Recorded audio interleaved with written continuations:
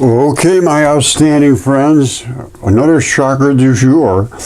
This is Avi Loeb, and he's a professor at Harvard, astrophysicist. And he, in my opinion, is the only one with enough courage to speak out about the possibility of life in the solar system, in the universe, wherever. And he's written books about this. And Oumuamua was a big, long comet, asteroid, whatever you want to call it. And he was speaking that it possibly could have been a spaceship. I'm going to show you what I believe it is. Now, I also have things I can absolutely prove 100% because they've been tested, and there is no question about it, and which support my side of my claims that I think I have figured out why that new asteroid, whatever you want to call it, coming into our solar system, it's called 3I Atlas.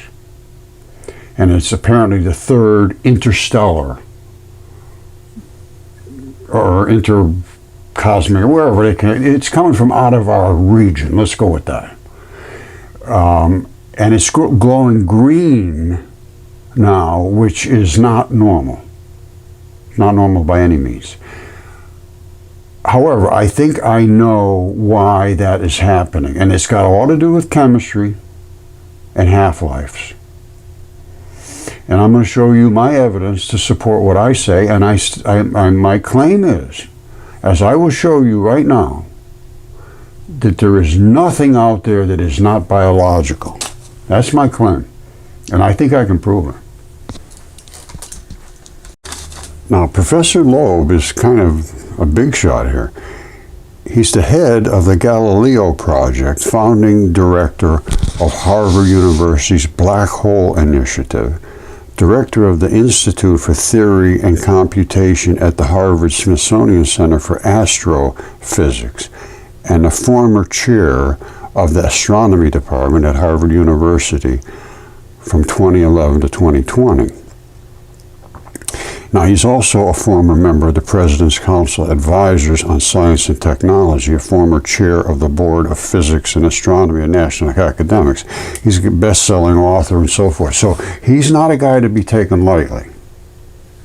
All right, my claim is everything is biological. This is a meteorite. It's an iron meteorite, what they call them that. It has all these different metals in it, and it still has blood in it, vein and artery blood. The red is the artery.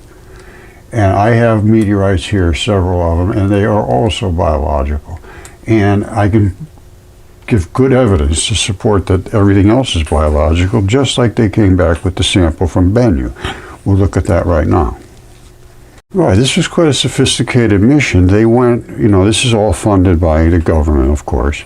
They went up to this asteroid Bennu, went right inside and pushed everything out of the way with nitrogen gases, and went down and grabbed a chunk of it, came back to Earth with it. It's here on Earth. Let me show you. Okay, these are pictures from the mission in total. They went up, and they were just landed right there, and they shot a blast of nitrogen gas just to dust it off, and they went much deeper than they had thought, and they grabbed a hold and they pulled up whatever they took back with it. Now, remember the colors, the red, the yellow, and the black. And you see how separated the black is from everything else? The black is just one of those things that, I'm going to tell you right now, this is a heart. And they brought back chunks of a heart. They landed on that heart and grabbed chunks of it, just like this, which is heart sarcomeres from a heart attack victim here on Earth. They came back with the exact same thing. Phosphate layers, totally unexpected, which were the membranes that hold the sarcomeres. And here's their samples right here, somewhere. Here they are right here. Those are the sarcomeres.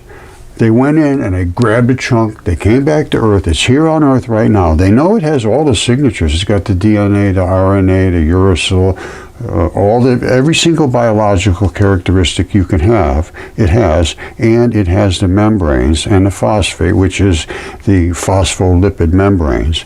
These are the sarcomeres, and it's here on Earth, and it is identical to heart muscle, which is also here on Earth in people's bodies. This is a little bit different, it's a little bigger. The heart's bigger.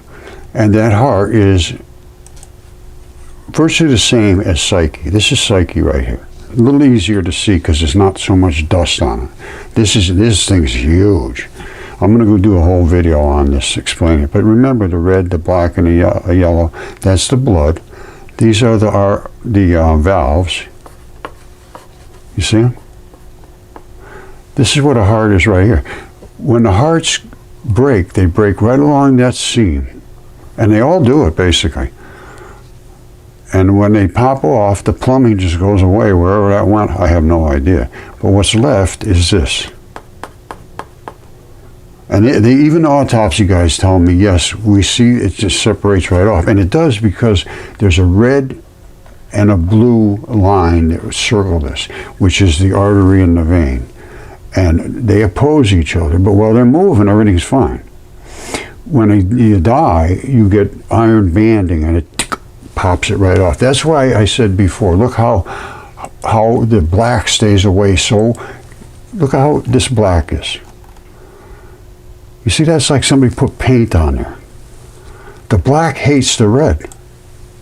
And it hates the yellow too. Black wants to be on its own, and it just wants to be black and crusty. It's nasty, crusty black stuff. That's all I could tell you. And they create actual borders and push. So when your heart is like this, and iron banding pops it right off. So that solves that situation. Now, what does Bennu look like? Well, it looks basically identical to this. And this is Psyche. This is much bigger, and they have a mission going out there right now. This is actual pictures. Here's your red, your black, and your yellow. That right there is the tendon. The plumbing's gone. You got your valves. Different colors down here because one of them's a vein, one of them's artery, basically. You got tubes coming out of them. It's not an artery. I mean, that's not an impact. That's a tube. There's another one down at the bottom down here. There's another tube. All of these other little blowout spots are actually blown out. Those aren't necessarily impacts. There might be some. But for the most part, those are what squirted out of there when they boiled out. You see how these boiled out little tubes. The heart is nothing but blood, and blood is almost nothing but metal. That's why they're headed there, because it's just so saturated with metals. You see, this is it right here. Between that red and the blue, they snap. It turns black when it stops moving. It turns black. The red stays red. It never changes. And it stays fluid, and I mean fluid. We have found rocks with blood literally running out of them. I'm serious. All right, I showed you this, the heart. And they snap right there. Now, Phil, a friend of mine, found a heart complete. And he saw red blood running right out of this crack. And he whacked it with a hammer, and it just snapped right open. And here it is right here. That's red, wet blood. He could see this on the rock on the side of it. And it had stuff on the top. The plumbing and so forth had banged around and eroded a little bit. But you can see this is the muscle surrounds the heart. And he saw that red, and he whacked it right there, I believe, right that spot. And out came this. And you have your yellow, you have your black, and you have your red. Those are the chambers of the heart.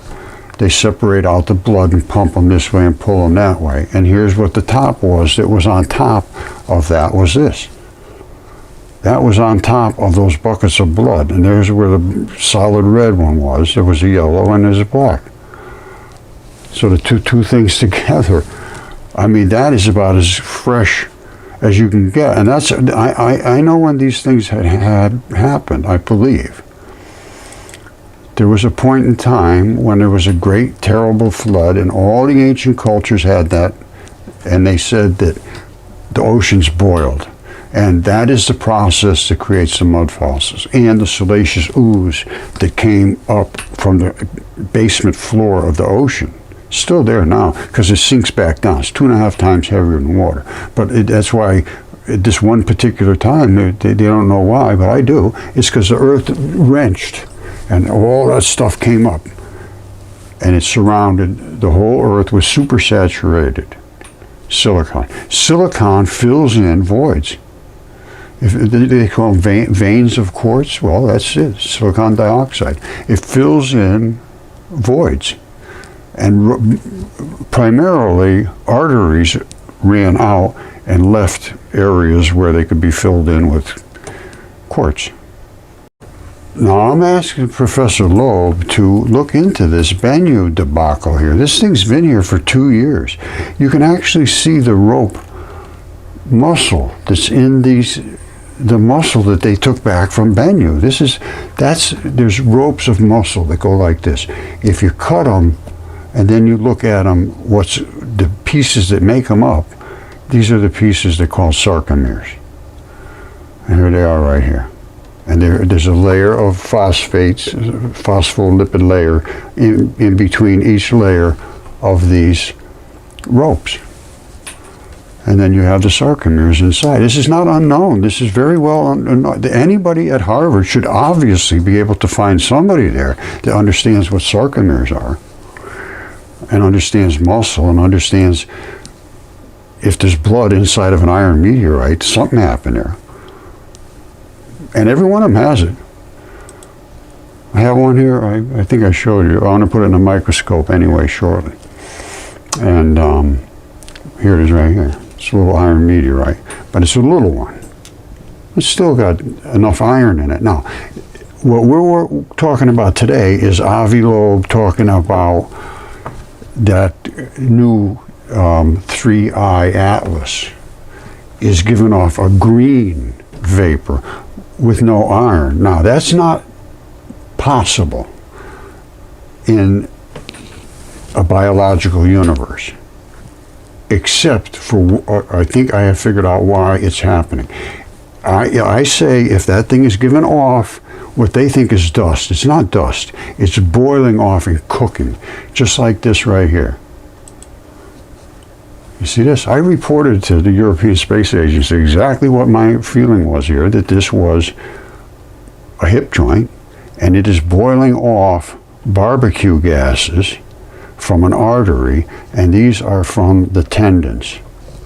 This is Comet 67P. They went up, European Space Agency, landed the Philae lander, took samples, Kenneth and Juliet they called them, did the chemistry on them, and it's biological. They know it was biological, and you can see it. This shot doesn't show it in a true biology, but where do you see this? It's a hip joint. It's a hip joint. You see that? The other ones was shooting from behind, so you couldn't see the hip piece. This one here broke like right here. But that's what it is. It looks like it's from a hip to me. But these are all in space. Who the heck knows what's going on out there? But these things are absolutely stunningly enormous, and they are what they are, just as this is a heart. And again, get somebody up there at Harvard that has some biological capacity to understand what they're looking at. They understand the different oxygenation states of blood and why these different colors come up. And that's why we're going to be talking about the other one that's showing green because of nickel, they say. Let's look into that because, well, let's just look into it. But you have to understand there's oxygenation states. And that's what causes these different colors. Even though it's still iron, it has a different oxygenation state. All right, 2 and 3 primarily, and we're going to look into this. It's going to get a little complicated. We have to understand dipole electron flood theory and the way you have decay. All right, because this involves decay, but it doesn't involve decay downwards. It's going to involve decay upwards. You say, how can something decay upwards? Well, it takes on more particles. It's changing. Let's call it changing. All right, there's decay going downwards and there's upcay going upwards. Because you can, well, I'll show you. And we had that happen in the, well, hold on one second, I'll show you right now. In, where are you? There. The Grand Canyon was hit by a fiery comet. And every culture on Earth had the same story, and at the same time. And it scraped all this out. This didn't drain out of here. There's nowhere for it to go. If you look at the whole thing, it's a gouge, and it pushed all this stuff down into Mexico. I looked at this carefully. This is a gouge. And again, this was a creature's body here, and it ripped it down into the guts. And if you look at the stuff that's all over that area there, it's basically intestines and all that stuff. I'm just telling you, this is just a fact. And the thing in space here, this, well, you saw a Mao. You saw a 67P. This thing's enormous. That thing's absolutely enormous. That's not even enormous when you consider the other one I showed you here. This is Psyche, and that's a heart. There's nobody can dismiss this. It cannot be dismissed. They're going there right now. They're headed there, and because there's going to be so much metals. They go loving. They say if they smelted this, they'd have billions in tons. You know how big this is? That's 177 miles, and 144 miles that way. Miles, 170. Can you imagine? Can you imagine? And that came out of some creature's body. That is a heart. I don't care what anybody says. You can tell me, oh, that's crazy, that's crazy. Well, I didn't say it wasn't crazy. It's true. It's crazy, but it's true. And they're saying when it smelts, it'll look like this. Now, smelting is the key we're going to be talking about 3I Atlas. Because I believe there's a possibility that some of the stuff cooked off and at the same time possibly bumped up decay, not down, and forced the iron up into the nickel range. And I'll show you how that happens from isotopes. But this is, that's a heart. I don't care what it is, it's a heart. It's case closed.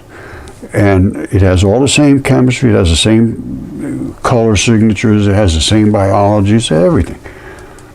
And they brought some back from Bennu, which is also a heart. Here's a Bennu. Wait, hold on, where is it? This is right here. These are valves right here. These are valves right here. And they went and grabbed it. Now this is smaller than a mile, so this is not huge. But that's the stuff they brought back, and here it is right here, the sarcomeres. So, as far as I'm concerned, I have evidence to prove everything I have been saying so far. And if they get an anatomist, an autopsy guy from Harvard or anywhere, I don't care where they are, as long as they know what they're doing, it's just undeniable. That's where the bone is right there. And all the little, there'd be a flat plate of tendon here. And these were it splays right out at the very end. See it? Let me bring that in a little closer, you can see. That is nothing more than this. All right, there's a flat plate of tendon, and it goes right in here. All those little chutes go in there, and they anchor into this area in the back here. So that anchor's tight. Tendons are in forever. They don't go bad. Tendons are tough. So get your anatomist and take a look at it. Now let's just keep going here. I want you to look at this carefully. You see that's shooting out there, and this is shooting out here and here and there and there out of these spots. It's not just blowing off. And they confirmed that the dust is unevenly distributed. So it's not just like dusting off. It's blowing out of certain spots when it gets hit by the sunlight. You see how that's glowing? All these little spots are glowing. That's why they're shooting out, because there's moisture in there. And that moisture, as I will show you, I believe is biological. All right, pay close attention to this. This is the glow. With a bright head, as if the comet is spreading a broad fan of material to one side. Hubble confirmed that the dust is unevenly distributed. There's a wide plume of dust pointing toward the sun and a wide plume of dust pointing toward the sun. Much weaker tail stretching in the opposite direction. Okay, pointing towards the sun, and I can tell you exactly why that is. Let's make sure we understood what he just said. All right, you've got a hazy, elongated glow. Head. With as a if bright the head. comet is spreading a broad fan of material to one side. Hubble confirmed that the dust is unevenly distributed. There's a wide plume of dust pointing toward the sun and a much weaker tail stretching in the opposite direction. All right, the one pointing towards the sun, I'll show you exactly why that's happening. Okay, they were talking about the coma shooting towards the sun. Here it is right here on Comet 67P. Now, the sunlight is coming directly here, and this is shooting out the gas vapors directly towards the sun, exactly as the 3IA is doing right now. So the sun has to be hitting down in this, I'm going to tell you right now, it's an artery, and I will show you that. Now, going up the side here, all these little chutes, these are shooting out from where there's little blood vessels up here and where there is little tendon enthesis down here. And I will show you that. But the only way they shoot out of there is they have to have the fluids. So you need an artery or a vein or something that has a lot of fluid in it, or these which have what I call slurpy, small leucine-rich protein, wet stuff that lets your tendons slide back and forth. And that's why they're coming out exactly where the sun's hitting them. And they all do the same thing. And they'll only do it when it gets close enough to the sun to cook it. This is 10 years ago. And I reported all this to NASA and all of them. I said, you know, this is a body part. Let me show you the rest of it. It's undeniable. Here, let's just stay with this. Remember I showed you that blast coming out of here. I'm going to show you where it's coming out from, which is this artery. That's the artery that's coming out. 40 meters is this much. I figure this to be about 500 feet across. All these little balls in here are little blood vessels that enter in to service the tissue. And that's somewhere down, I'm not sure, it's somewhere down in here. But anyway, this is, I believe it's a hip joint. And it fractured here. And it got ripped out of the socket right there. And here's what it looks like in a Z human body. Right here. It just got ripped out of here and broken right here. Sometimes they break here, sometimes they break here, it depends. But this is what they're showing it came from. And it could be that, it could be something else. I don't even know if it's human. I don't know. There was battles in the heavens. And these things are not unusual. They're big, but they're not like, as far as I'm determined, I can tell you, there's no question in my mind at this point, if you can show me something that is not biological that came through space, I would love to see it, because this is biological. And look at the size of it. This is Raleigh, North Carolina. This thing is huge, and a lot of them are. I believe I showed you Psyche. If not, you'll definitely see it. And I showed you Bennu, which we have a sample here on Earth. And Bennu is a good size heart. It's a heart in space. These are the valves. And it's covered with debris. Now, Psyche doesn't have all that debris on it. You can see it flawlessly. And these are the valves. And I showed you the iron banding, which pops them off. I showed you the tubes that are coming out of in the different colors. And I showed you where they landed on there. And I think I've shown you everything that you need to see.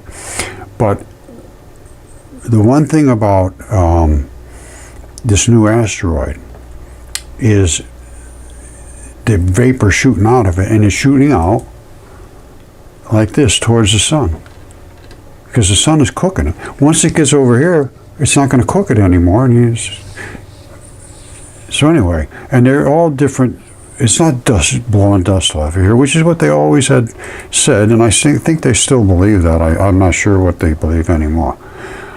But here's another comet. All right, this is from the Kuiper Belt. This, my friends, is a ligament.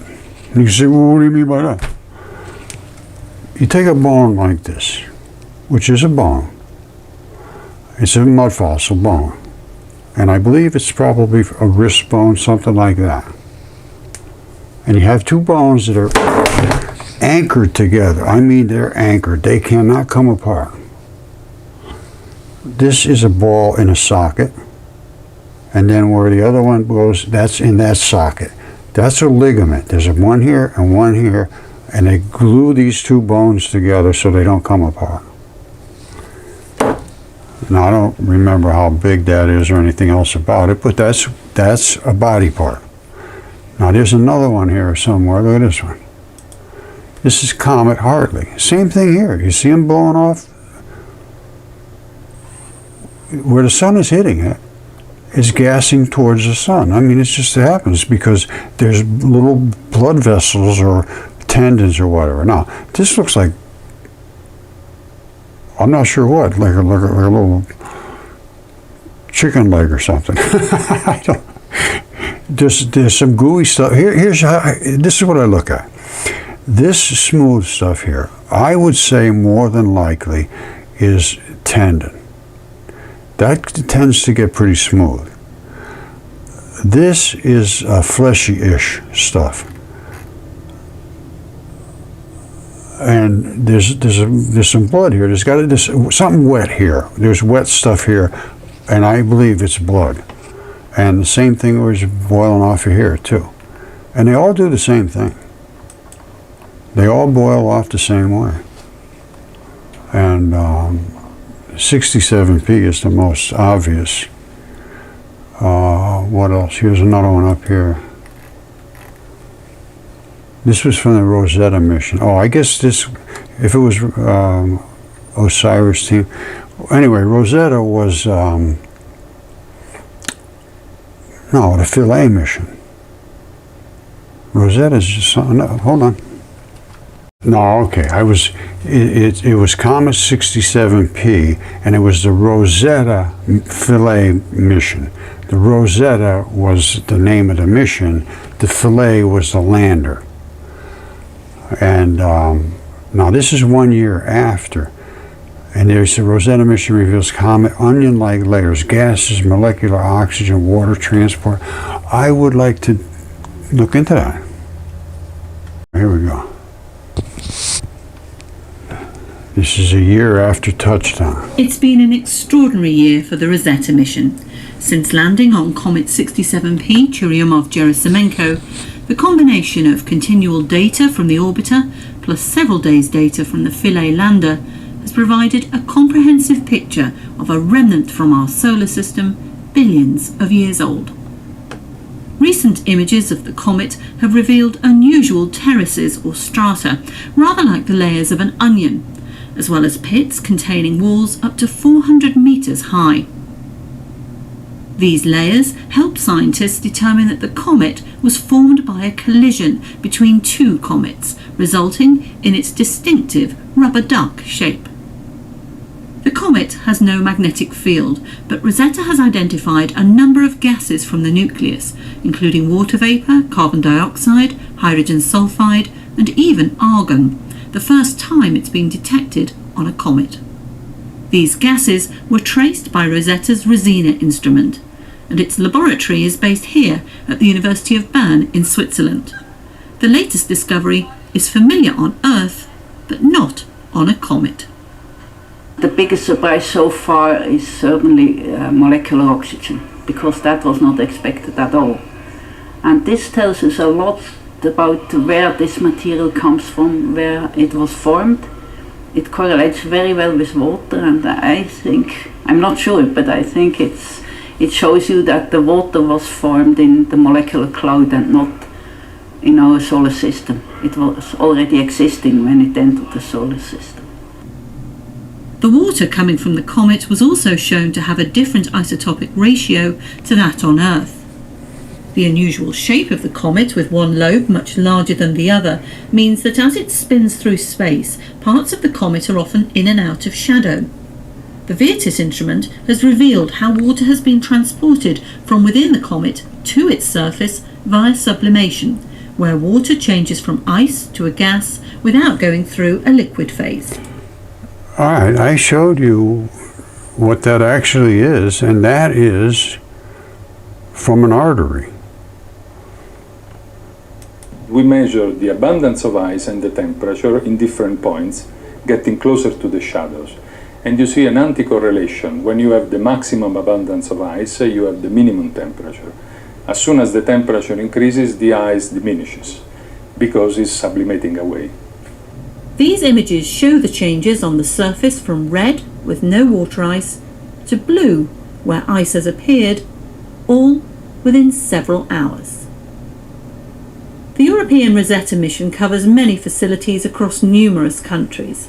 At ESA's European Space Astronomy Centre in Madrid, you can find Rosetta mission manager Patrick Martin. The mission extension will last until end of September next year, and the idea is to spiral down the orbiter, Rosetta, towards the comet slowly, diminishing its altitude, and then settle the spacecraft on the surface, hoping to be able to control it as long as possible. When Rosetta descends towards the comet, it will enjoy an equally close-up view to its Philae lander 1 year ago. By then, the mission will have used 21 different instruments to study a comet at all stages of its activity, from approaching the Sun to being at its closest distance or perihelion, to moving away from the Sun back towards the cold outer reaches of our solar system. It will provide insight into our planet's own formation by giving us the most detailed knowledge yet of a comet. You could see the details, stunning. All right, so my claim is we have biological evidence right here in the asteroid Bennu. It's here. They know what it is. I can't believe they don't understand it. And it has all of the signatures of life. Right there, the sarcomeres, the membranes, the bundles. It came from a heart. So, and the chemistry's there, everything is there. And this is just the same stuff you have here on a heart on Earth. Now, I don't see how anybody can deny the things that I'm showing and say that they make no sense.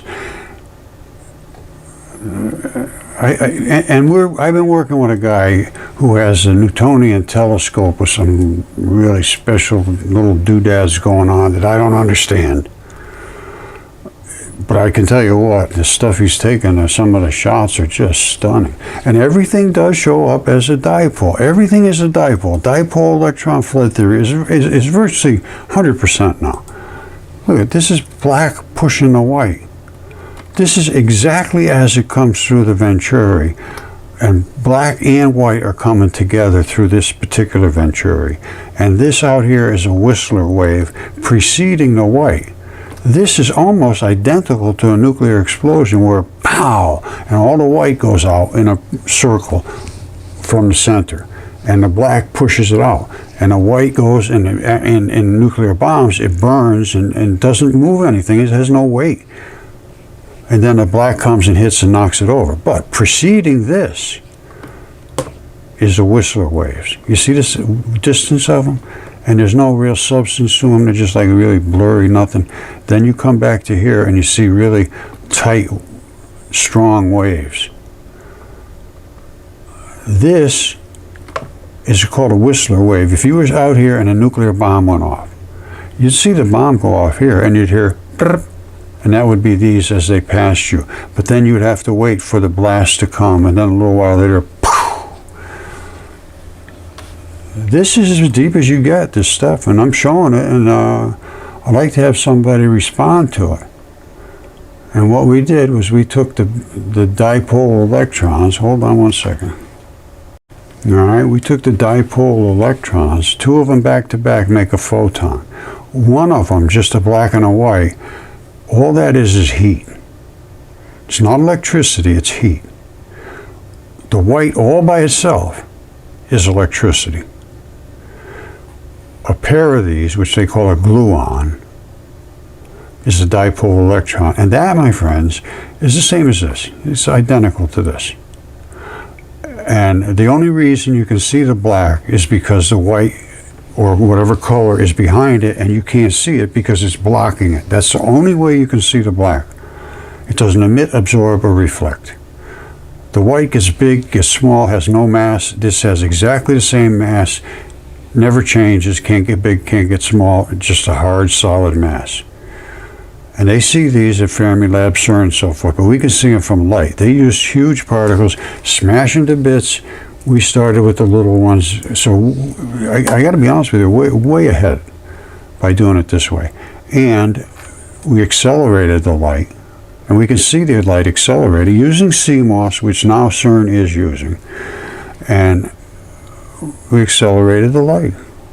And then we split the light right here. The black split away from the white. That's fission. On this side, they came back together. That's fusion. The black, as you can see, sits on top of the white, and that's the only way you can see it. There's plenty of black in here, but you can just barely see them. They're starting to show up, and then when they get right on top of the white, you can see them in their standard ball form. Those are the muons, and they're normally connected to the electron neutrinos. The electron neutrino goes into the showers, white, brilliant showers. The muon just keeps going on by itself as a black ball. Exactly what I'm showing you. And this is from Fermilab. This is not from me. This is from my stuff. And this is the acceleration of the light. And right here, it creates fission, and here it's fusion. And light spins in a circle. It actually looks something similar to this. It spins like this. It doesn't flap in a wave. And it's made out of two dipoles. And everything I'm talking about here is dipole flood theory. Dipole electron flood theory. And this is what a proton looks like, or a neutron, whatever you want, an atom even. I believe that all the dark matter goes to the center and all the white matter surrounds it and crushes it in. And the Russians did see this in space, not understanding, I don't think, what they did see. This is it right here.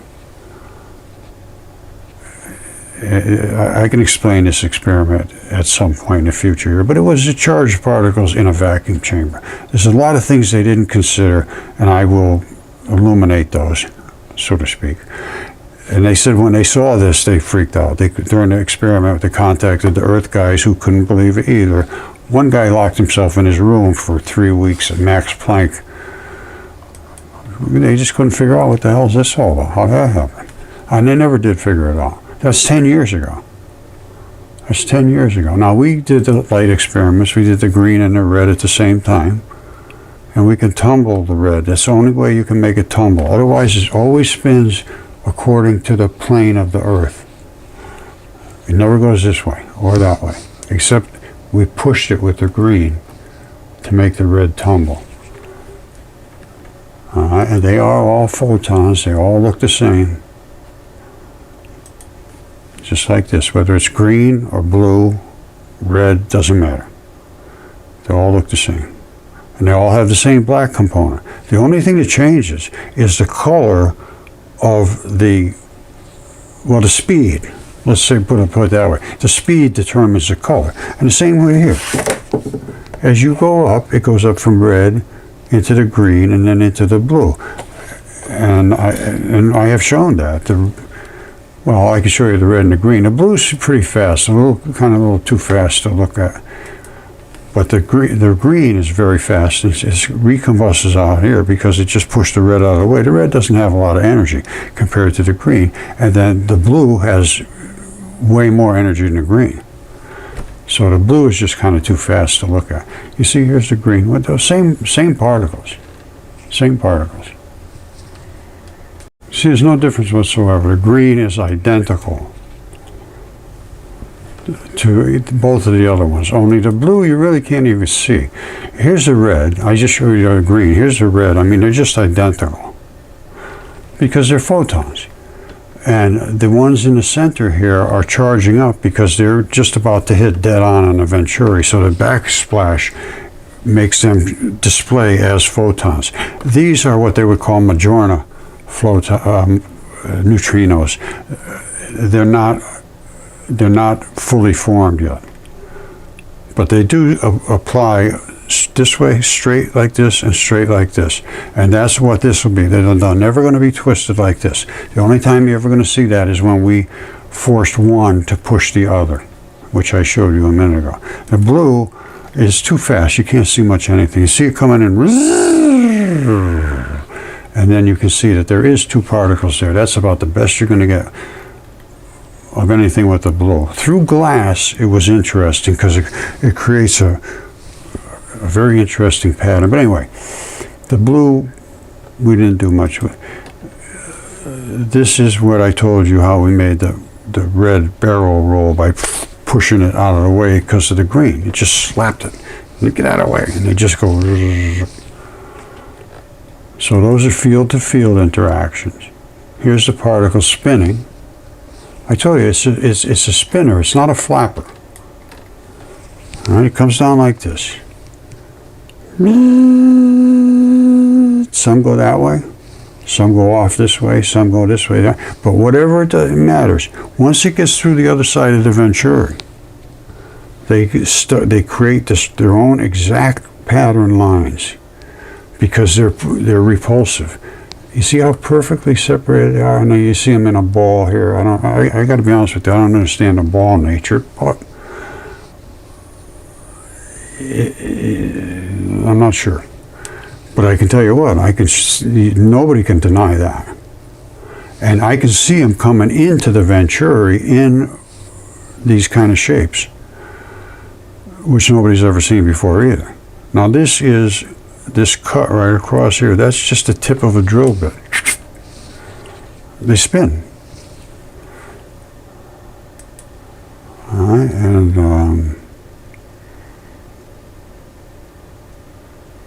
and again, I showed you this. This is Cherenkov radiation. Muon neutrinos, electron neutrinos. The black ball, the white. White turns into the showers. And the black goes on its way. Now, you see how they're coming back in here? You can see they're all exactly the same size. They're exactly identically the same size. But you can't tell that because some of them are tighter, balled around, and some of them are looser. But there's black all over here. There's black everywhere. There's black in here. You just don't see it. It doesn't emit, doesn't absorb, doesn't reflect. But it will obstruct. This is black matter seen due to obstruction. Otherwise, you're never going to see it. It's here. It's all over the place here. You can't see it.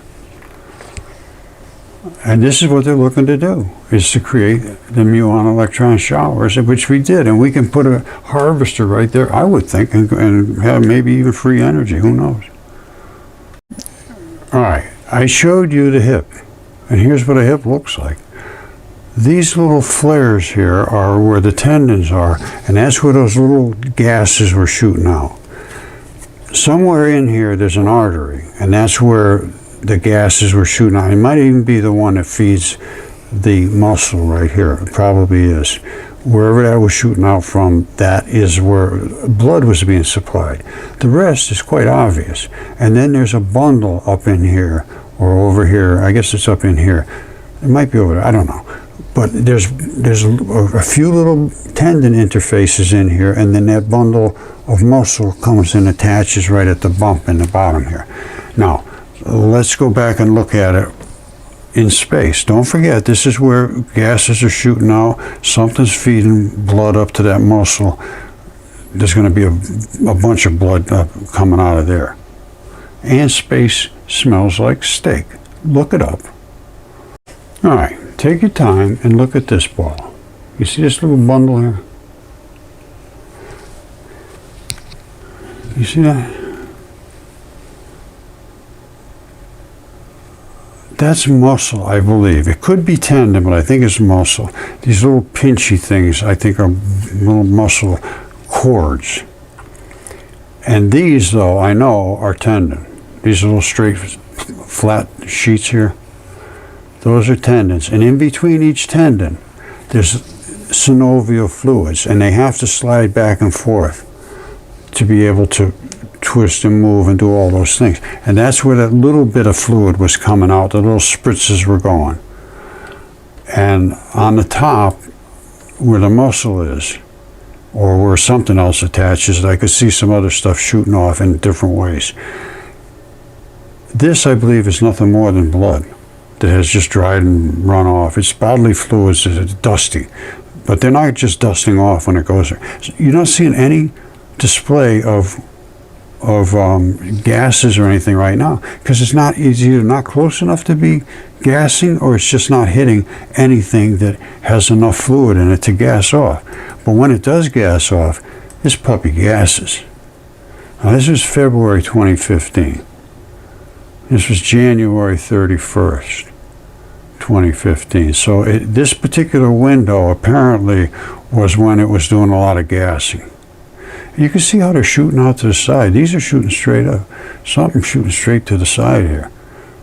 They shoot according to where the blood vessel was pointing, and that artery is going like there.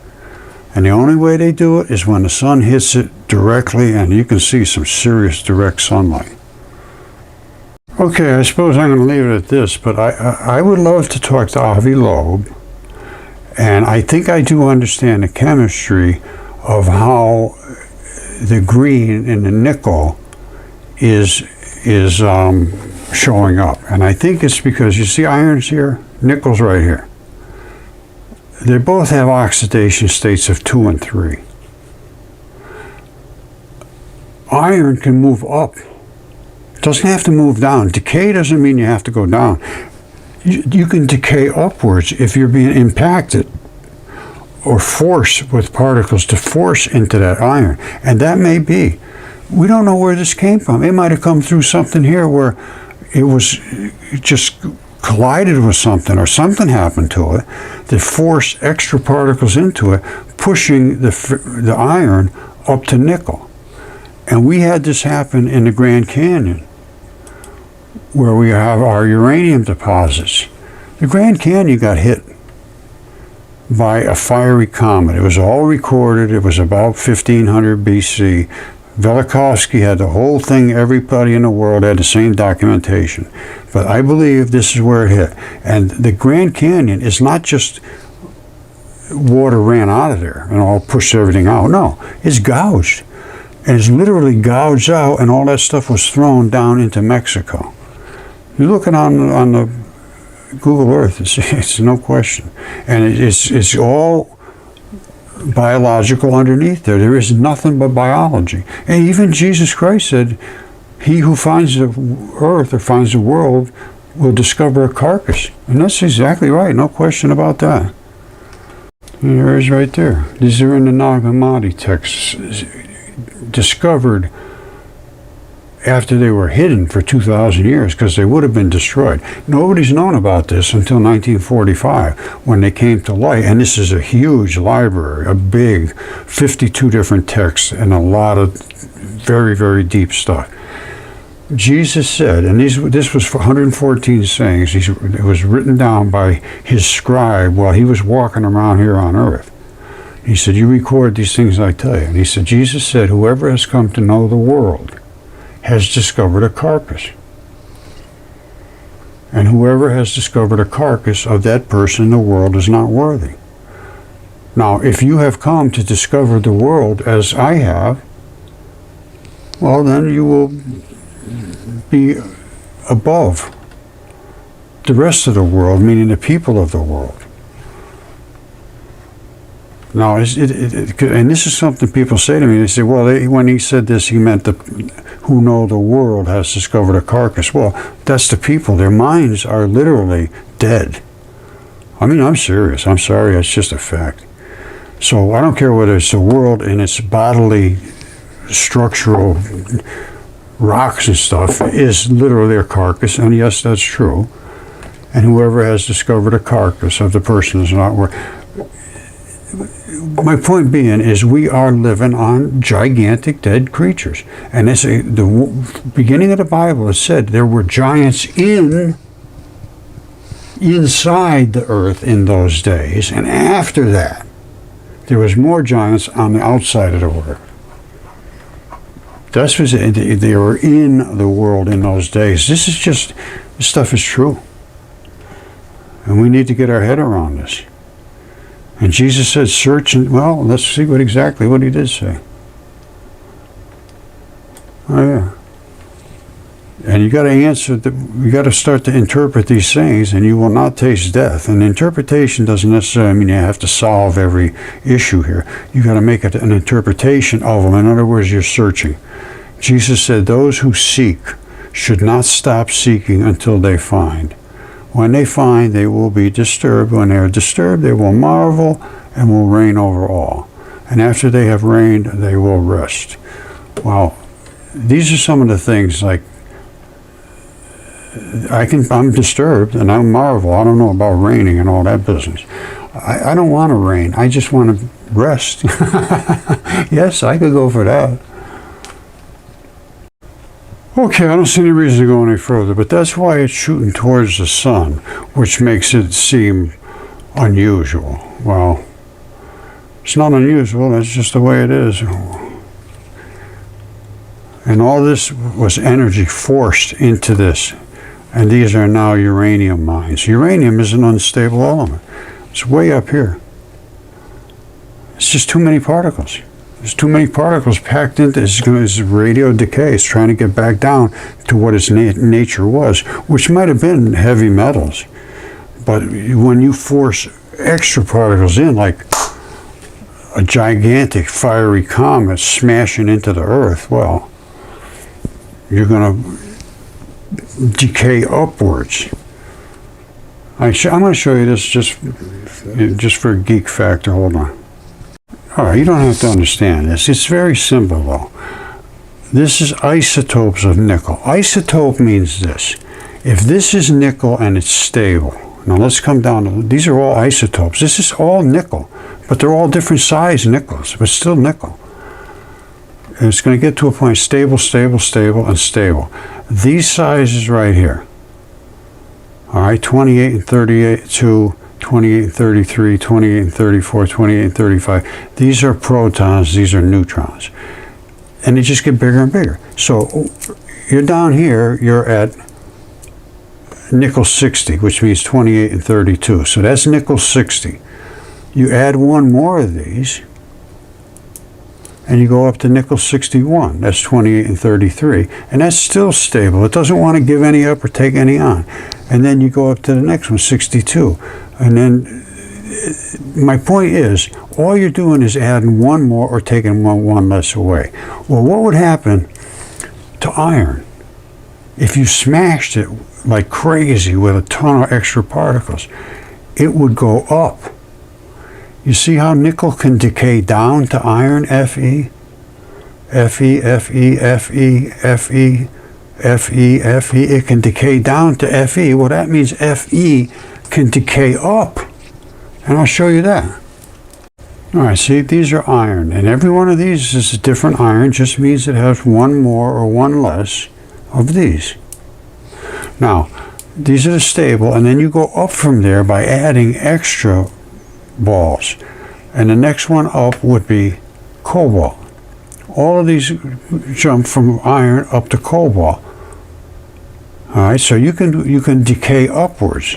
That's my point. We're not decaying downwards. We're going from iron up to cobalt, which is the daughter decay. The daughter isotope is up. Now, what about cobalt? Cobalt is going to send you right up into the nickel.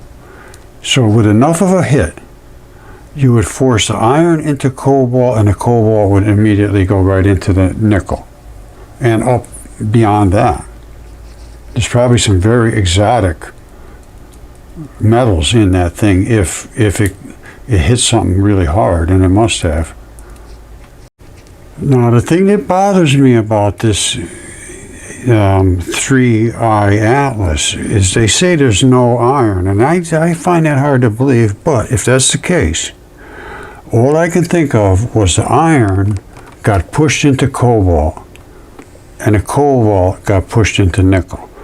That's the way that the thing works in biology with enzymes. But enzymes break bonds to make things like that happen. It's called nucleosynthesis. Nucleus is being synthesized into something else. Well, this is a little different. This is forcing particles into something else. You hit that hard enough, and a few of these are going to go into there, and it's going to become nickel.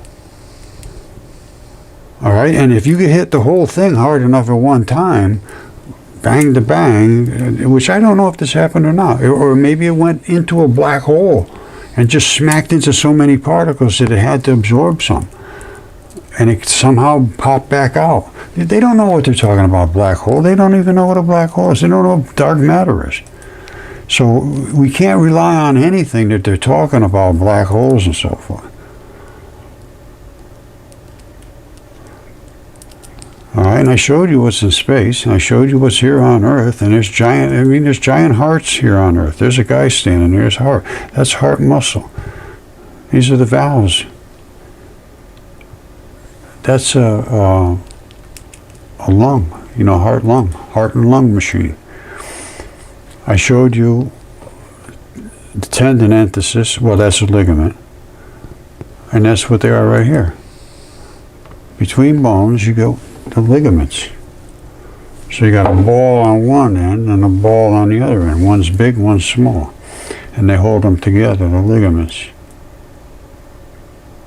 Tendons are different. Tendons come down to a big muscle, and the muscle has to do a lot of that. The tendon just has to do a little bit, enough to give it flexibility, and it's an anchor.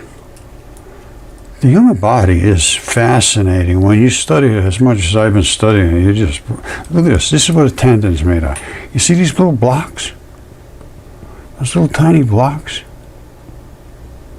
And then over here you see these little tiny fibers, and then you see the different colors. You see it? There's a collagen, and each one of these is a different type of collagen. There's like 28 or something like that. And one gets tough and strong, and the other flexible, the other one's stiff, and they put them in bundles to make a tendon, and it has all of these capabilities. And they break right across. They're flat as a pancake. That's why you see them all over the place. When you see these hex fibers all over the place, and they're flat as a pancake off the top, that's because they were biology that was built like that.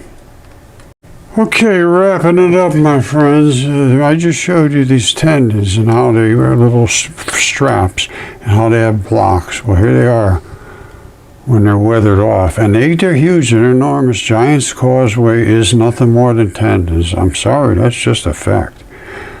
And they break right off like those little blocks. And the bundles are good size, and they get smaller, and then there's thousands, zillions of these inside of each one of these, and there's a zillion of these inside of that, and then there's a zillion of these inside of this, and same thing here and here and here and here, and then you get down to the end of the little fibers. Those are the ones that invest into the bones and into the wherever they lock it in. And at the very end, there's going to be a tiny little ball. There's going to be a tiny little ball holding it into that bone so that it can't come out. So, I think I talked before, I'd like to talk to Avi Loeb or whoever is in charge of some of this stuff. I've tried to make advances towards all of the people here, and they don't respond, so I don't know what else to do. If you have any way you can help to get this seen, we're spending a lot of money. We should take into account what we're seeing. And I'm showing research that this is every bit as good as anybody's got anywhere. As far as I'm concerned, if you think it's not, if you think I'm just being an idiot and showing silly things, well, tell me and let's talk about it. But when they go out to Psyche here, which is a heart, and they will go in there because they say when it's smelted, it'll be nothing but beautiful metals and they'll be able to make all kinds of things. It's a heart. And the reason it has the metals is because hearts are saturated with metals. So, I guess I'll leave it at that. Thank you. Have a sterling day. I love you all. Bye. Okay, this was the first one I saw from Avi Loeb talking about Oumuamua, which is this, it's a finger. I'm just going to cut right to the chase. Get a biologist and an autopsy anatomist to look at it, which I have. They concur absolutely that is a finger. This right here is that right there. That bone right here, which would be behind this tendon. All these little tendons lock right through here into the bone. That's right here. That's the joint. All right, the other side of the joint is here. And it has the same thing. All the little tendons lock in. The middle of the joint is right there. And that's what lets you do this. Now the tendons give you pulling ability to pull up and down and so forth, and they're tough. That's the white part. This right here, this part that looks scaled off, is what is called grip skin. It's friction skin. It's the tough skin that's on your fingers. And it peels off completely separate from what's underneath, which is the flesh. This right here, that little circle, with these little things running out of it, is the apical tuft. And that anchors the tendon up here at the tip. So we've seen the finger come right down to the joint. It continues down, and it's snapped off right at the knuckle. Right at the knuckle. That's the knuckle. You see that black spot? You see that white spot? Those are the blood. One or the other is a vein or an artery. These two spots right down here are the actual over-the-top tendon. And that goes over the top so you can pull it this way, and the other muscles and tendon let you go that way. Very sophisticated device, but it is a finger. And all he's got to do is show somebody in the biology department, an anatomist, and have them look at this and just explain, yes, here it is, that's a finger. And that is grip skin.